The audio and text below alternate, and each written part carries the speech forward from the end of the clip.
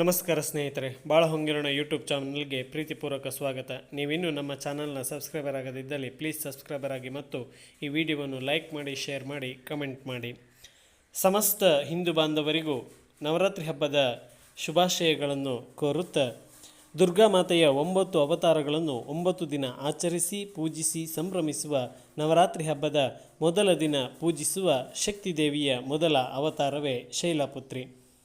ಯಾರ ಮನಸ್ಸು ಚಂಚಲ ಸ್ವಭಾವದ್ದಾಗಿರುತ್ತೋ, ಯಾರು ಮನಸ್ಸಿನ ಮೇಲೆ ನಿಯಂತ್ರಣ ಸಾಧಿಸಲು ಬಯಸುತ್ತಾರೋ ಅಂಥವರು ಶೈಲಪುತ್ರಿಯನ್ನು ಆರಾಧನೆ ಮಾಡುವುದರಿಂದ ಸಾಧಿಸಲು ಬಲ, ಶೌರ್ಯ ಮತ್ತು ಇಂದ್ರಿಯ ನಿಗ್ರಹ ಶಕ್ತಿ ಬರುತ್ತದೆ. ಶೈಲಪುತ್ರಿಯನ್ನು ಆದಿಶಕ್ತಿ ಎಂದು ಪೂಜಿಸುತ್ತಾರೆ. ಶೈಲಪುತ್ರಿ ದೇವಿಯು ಗೂಳಿಯ ಮೇಲೆ ಸವಾರಿ ಮಾಡುತ್ತಿದ್ದ ಕಾರಣ ವೃಷುರದ ಎಂದು ಕರೆಯುತ್ತಾರೆ. ಶೈಲಪುತ್ರಿ ದೇವಿಯು ಮನೋಕಾರಕನಾದ ಚಂದ್ರನನ್ನು ತನ್ನ ಮಸ್ತಿಷ್ಕದ ಮೇಲೆ ಧರಿಸಿದ್ದಾಳೆ. ತಮೋಗುಣದ ಸಂಕೇತವಾದ ತ್ರಿಶೂಲವನ್ನು ತನ್ನ ಬಲಗೈಯಲ್ಲಿ ಧಾರಣೆ ಮಾಡಿದ್ದಾಳೆ. ಶ್ವೇತವಸ್ತ್ರಧಾರಿಯಾಗಿರುವ ಶೈಲಪುತ್ರಿ ದೇವಿಗೆ ಮಲ್ಲಿಗೆ ಹೂವಿನ ಅಲಂಕಾರವೇ ಶ್ರೇಷ್ಠವಂತೆ. ದೇವರ ಎಲ್ಲ ರೂಪಗಳು ನಮಗೆ ಸೂಕ್ಷ್ಮವಾದ ಒಂದೊಂದು ಪಾಠವನ್ನು ಹೇಳುವಂತೆ ಶೈಲಪುತ್ರಿಯ ರೂಪವು ನಾವು ಪಾಲಿಸಬೇಕಾದ ಬದುಕಿನ ತತ್ವವನ್ನು ಸೂಚಿಸುತ್ತದೆ.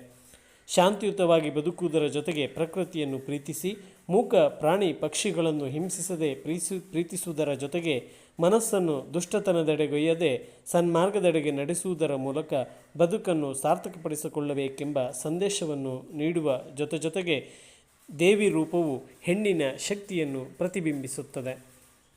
ನವರಾತ್ರಿಯ ಮೊದಲ ದಿನ ಶುಭ ಸಮಾರಂಭದಲ್ಲಿ ದೇವಿಗೆ ಮಲ್ಲಿಗೆ ಹೂವನ್ನು ಅರ್ಪಿಸಿ ಪೂಜಿಸುವುದರ ಮೂಲಕ ನಮ್ಮೆಲ್ಲ ಇಷ್ಟಾರ್ಥ ಸಿದ್ಧಿಗಾಗಿ ಪ್ರಾರ್ಥಿಸೋಣ. ನವರಾತ್ರಿಯ ಮೊದಲ 3 ದಿನಗಳಂದು ತಮೋಗುಣವನ್ನು ಕಡಿಮೆ ಮಾಡಲು ತಮೋಗುಣಿ ಮಹಾಕಾಳಿಯನ್ನು, ಮತ್ತೆ 3 ದಿನಗಳಂದು ರಜೋಗುಣವನ್ನು ಹೆಚ್ಚಿಸಿಕೊಳ್ಳಲು ತಾಯಿ ಮಹಾಲಕ್ಷ್ಮಿಯನ್ನು ಹಾಗೂ ಕೊನೆಯ 3 ದಿನಗಳಂದು ಸಾಧನೆಯನ್ನು ತೀವ್ರವಾಗಿ ಮಾಡಲು ಸತ್ವಗುಣಿ ಮಹಾಸರಸ್ವತಿಯ ಪೂಜೆಯನ್ನು ಮಾಡುತ್ತಾರೆ.